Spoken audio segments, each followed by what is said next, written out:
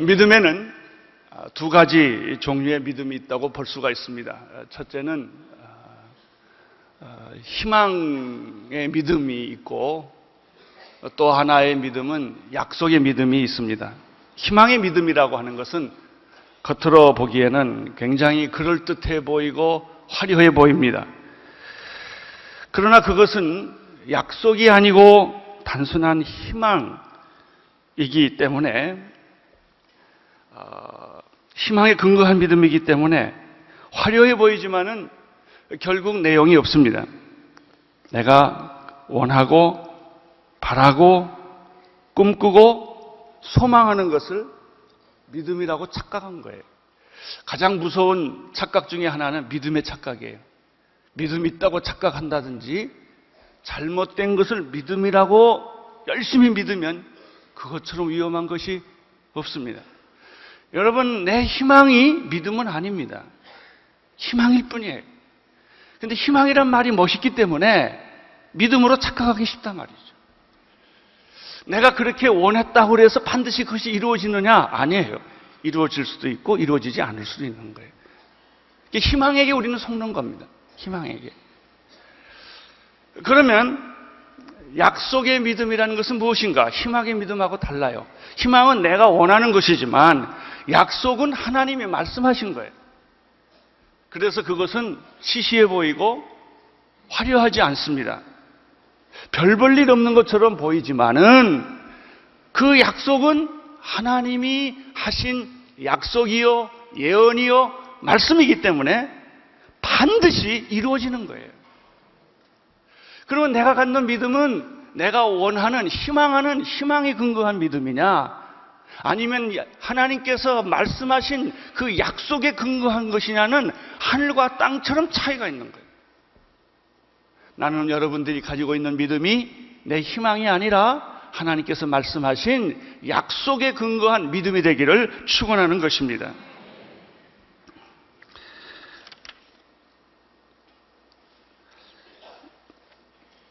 부활이라고 하는 것은 어떤 사건일까? 부활.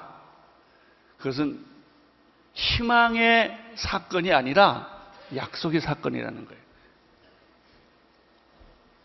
부활의 믿음은 희망의 믿음에 있는 게 아니라 하나님께서 약속하신 말씀에 근거해서 이루어진 사건이라는 것이죠. 부활 사건을 믿는다는 것은요, 이성적으로, 상식적으로, 경험적으로 맞지 않습니다. 죽었다가 어떻게 사람이 다시 살아납니까? 불가능한 일이에요. 우리 이성은 동의할 수가 없는 사건입니다. 믿을 수 없는 사건이고 불가능한 사건입니다. 그렇지만 도저히 있을 수 없는 사건이지만, 그러나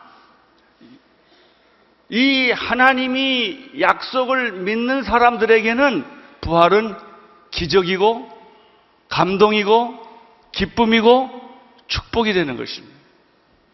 여러분, 이성과 상식과 경영과 합리성에 근거한 믿음을 가진 사람들이 끝까지 성경의 말씀을 동의하지 못해서 생긴 게 다빈치 코드입니다. 요즘에 발견됐다고 떠드는 유다복음이라는 게 전부 뭐냐면 인간의 이성을 기준으로 해서 생긴 얘기예요. 어떻게 예수가 무리로 걸을 수 있느냐? 처녀가 아기 낳을 수 있느냐? 죽었다 사람이 살아날 수 있느냐? 이건 말도 안 되는 것이기 때문에 고대에서부터 나르는 이단 사설들을 전부 스토리로 엮어가지고 그것을 현대인의 구미에 맞게 포스트 모던 코드에 맞게 만들어준 거예요. 결국은 이 얘기는 무슨 얘기는 두 가지 싸움이에요. 이성의 싸움인가, 상식의 싸움인가, 경험의 싸움인가, 아니면 말씀과 약속과 하나님의 사건인가의 문제로 귀결을 하는 것입니다. 하나님의 약속은 틀릴 수도 없고 변할 수도 없습니다. 영적인 법칙은 한계가 없습니다. 예수님께서 죽었다가 다시 살아난 사건은 2000년 전에만 있는 것이 아니라 지금도 그 사건은 유효합니다. 지금도 부활을 믿는 믿음을 가진 사람에게는 부활의 기적과 감동과 축복이 오늘 여러분과 나에게 교회 안에, 이 역사 안에 일어나는 것입니다. 예수님의 부활을 믿을 수 없었던 사건은 오늘 우리 시대에만 가지고 있는 특징이 아니라 예수님 당시에도 그런 사람이 있었습니다. 그것도 예수님의 제자 가운데 그런 사람이 한 사람이 있었습니다. 우리가 잘 아는 도마라는 사람입니다. 도마는 예수님이 십자가에 못 박혀 죽었다가 다시 살아났음에도 불구하고 믿지를 못했습니다. 믿지 못한 이유가 무엇일까 분석을 해보니까 세 가지가 있어요. 첫째는 현장이 없었어요. 다른 사람들은 예수님이 부활하셔 나타났을 때 현장에 있었는데 아무튼 무슨 이유든지 현장에 빠졌어요. 어떤 사람 보면요, 결정적인 순간에 꼭 빠지는 사람들이 있어요. 시시할 때는 잘 모이다가 은혜 받을 때 꼭 빠지는 사람이 있는데 그 사람이 도마가 아닌가 생각을. 도마는 어쨌든 그 현장에 없었어요. 그러니까 못 믿겠다는 것입니다. 두 번째, 도마가 예수님의 부활을 믿지 못하는 까닭은 하나님의 말씀보다는 자기의 이성을 더 믿었다는 거예요.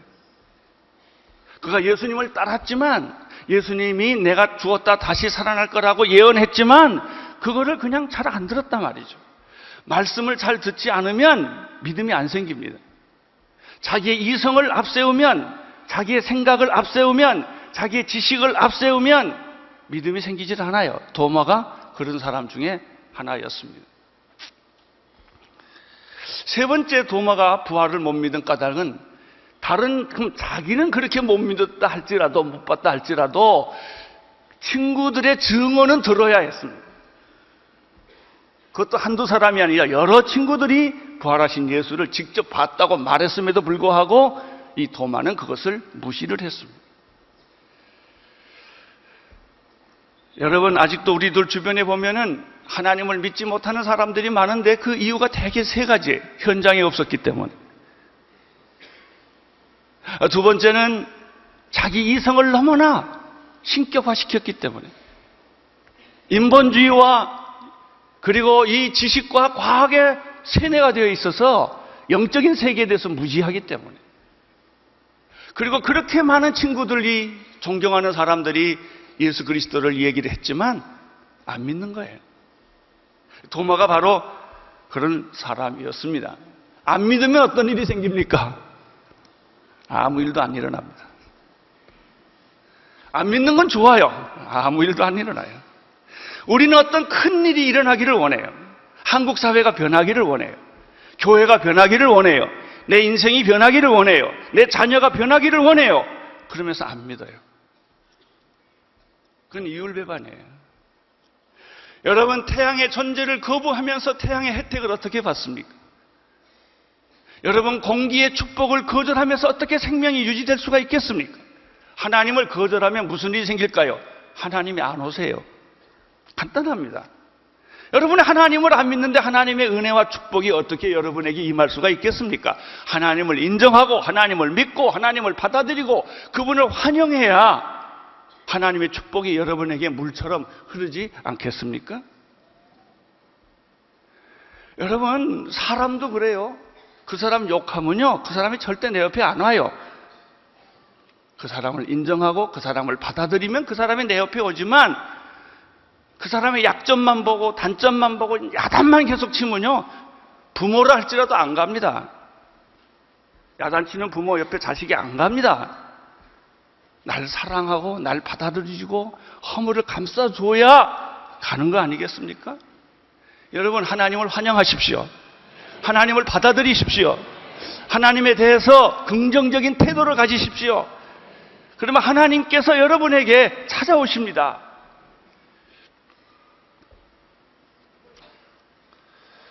믿음이라는 것이 이렇게 중요한 것입니다. 예수님의 부활을 거부하던 도마에게 오늘 성경에 보니까 예수님이 다시 찾아와 주셨어요. 여기에 예수님의 놀라운 은혜가 있습니다. 나는 거절했어도 그분은 나를 포기하지 않았고, 나는 그를 싫어했어도 그분은 나를 싫어하지 않았다. 내가 등을 돌렸을지라도 주님은 다시 나를 찾으셨다. 이것이 도마에게서 우리가 발견하는 사건입니다. 26절, 27절 함께 보겠습니다. 시작.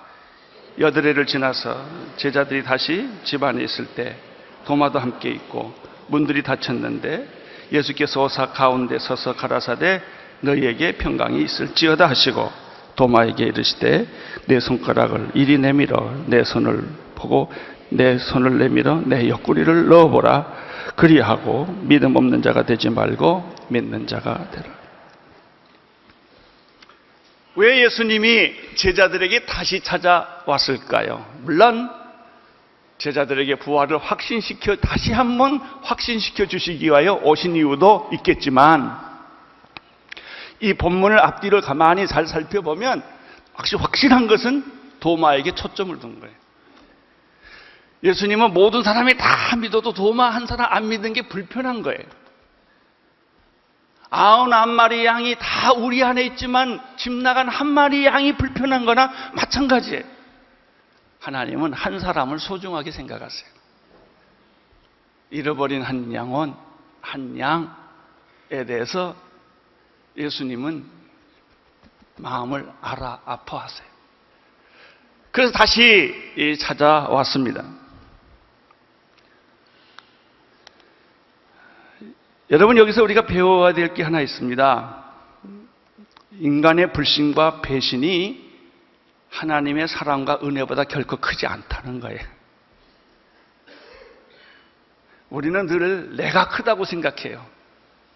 내 생각이 위대하다고 생각하고 내 판단이 옳다고 생각하지만 하나님 앞에 가보면 안 그래요. 여러분, 배신이 그렇게 크지 않아요. 하나님의 사랑이 커요. 여러분의 불신이 그렇게 위대하지 않아요. 하나님의 은혜가 더 큰 거예요. 그래서 내가 살아난 거예요. 여러분, 죄보다 더 위대한 것은 은혜입니다. 내가 죄를 그렇게 졌어도 하나님은 나를 용서하신 거예요.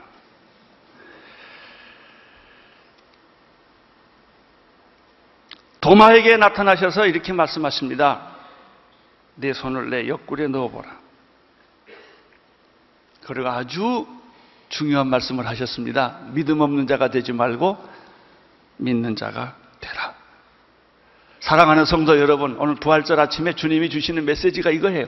믿음 없는 자가 되지 말고 믿는 자가 되어라. 내 이성과 내 지식보다 더 위대한 것은 하나님의 말씀과 약속이다. 믿음 없는 자가 되지 말고 믿는 자가 되어라. 땅의 사건보다 더 위대한 것은 하늘의 사건이에요. 여러분, 인간의 생각보다 더 위대한 것은 하나님의 생각이에요. 믿는 없는 자가 되지 말고 믿는 자가 되라. 믿음이란 무엇입니까? 희망과 기대와 신념이 아닙니다. 착각하지 마세요. 자기 생각이 믿음이라고 말하지 마세요. 자기의 신념이 믿음이라고 말하지 마세요. 여러분, 내가 믿습니다 그래서 믿음이 생기면 얼마나 좋겠어요?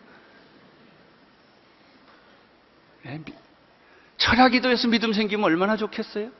금식해서 믿음 생기면 얼마나 좋겠어요? 아니에요. 그건 다 자기 열심이에요. 자기 열심이라고요. 자기 생각이라고. 그건 자기 문화라고요. 진짜 믿음은 말씀이에요. 믿음의 주여 우리를 온전케 하시는 예수 그리스도를 바라보라고 그랬어요. 진짜 믿음은 말씀이에요. 말씀. 약속이에요. 약속. 약속에 지초한 것, 그것이 믿음이에요. 28절 읽어주세요. 시작. 도마가 가로되 나의 주여 나의 하나님. 드디어 도마가 깨졌습니다. 드디어 도마가 무너졌습니다. 이성의 벽 앞에 서 있는 여러분, 상식의 틀 안에 사는 여러분, 오늘 깨지시기를 축원합니다. 무너지기를 축원합니다. 여러분, 이 자연 조건을 다 벗어버리기를 바랍니다. 그 이후에 놀라운 영적 법칙이 있다는 사실을 인정하십시오. 믿음 없는 자가 되지 말고 믿는 자가 되어라. 드디어 도마에게는 새로운 세상이 전개되기 시작했습니다. 새로운 안목이 보였습니다. 새로운 세상이 열린 것입니다. 29절 보세요. 시작. 예수께서 가라사대 너는 나를 본 거로 믿느냐? 보지 못하고 믿는 자들은 복될지어다. 여기서 우리가 또 예수님에 의하면 두 가지 믿음이 있다는 걸 알 수 있어요. 보고 믿는 사람과 보지 않고 믿는 사람이 있다는 거예요. 진정한 믿음은 어떤 믿음일까요? 보지 않고 믿는 믿음이다. 보고 믿는 믿음은 뭐예요? 그것은 이성적인 믿음이고 합리적인 믿음이고 상식적인 믿음이죠. 아니, 보고 누가 못 믿어요? 그건 믿음도 아니에요. 사실 우리가 믿음이라고 말하는 걸요, 가만 보면 믿음이 아니라 이성이에요. 다 동의해야, 이해되어야, 경험에 맞아야 아멘해요. 다 믿음으로 하는 것 같지만 절대로 그렇지 않고 다 이성으로 하고 있어요.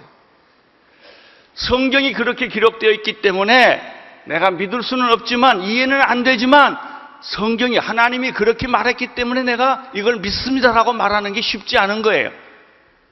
믿음은요, 벼랑 끝에 서 있는 거예요. 그렇게 누구든지 쉽게 믿을 수 있다면 무슨 믿음이겠어요? 본 거로 믿느냐?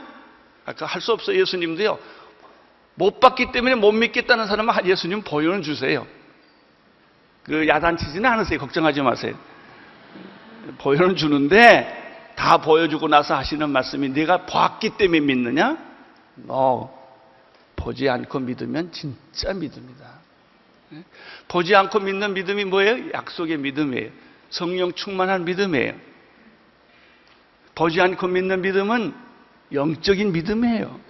오늘 우리 온누리교회 성도님들이 우리 한국 사회를 보는 눈, 역사를 보는 눈, 교회를 보는 눈, 여러분 자신의 인생을 보는 눈이 영적인 눈이 있게 되기를 바라고, 성령 충만한 눈이 있게 되기를 바라고, 말씀의 눈이 있게 되기를 바랍니다. 세상 교육 따라가지 마세요. 세상 풍조 따라가지 마세요. 세상 여러 가지 좋다는 거 같이 딸려갈 게 아니라고요. 믿음으로 사셔야 돼요. 말씀으로 사셔야 돼요. 약속으로 사셔야 돼요. 새하늘과 새 땅을 늘 바라보면서 사셔야 하는 것입니다.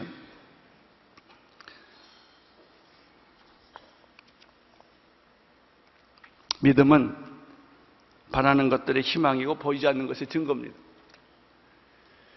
믿음을 가지면 기적이 보이기 시작합니다. 믿음을 가지면 미래가 밝아지기 시작을 합니다. 믿음을 가지면 내 안에 상상할 수 없는 평화와 기쁨이 넘치게 되는 것입니다. 여러분, 한국 사회를 보는 눈도 양면성이 있어요. 나는 오늘 여러분들이 믿음으로 한국 사회를 보기를 바랍니다. 믿음으로 여러분의 자녀를 보게 되기를 바랍니다.